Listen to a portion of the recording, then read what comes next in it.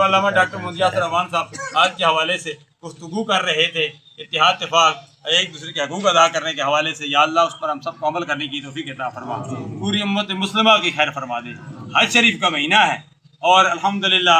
حج شریف کے ایام ہیں، اور یہ عشرہ وہ ہے حج شریف کا، والفجر ولیال عشر والشفع والوتر واللیل اذا یسر، اس عشرے کی 10 راتیں، ایک رات جو ہے شب قدر کی رات کے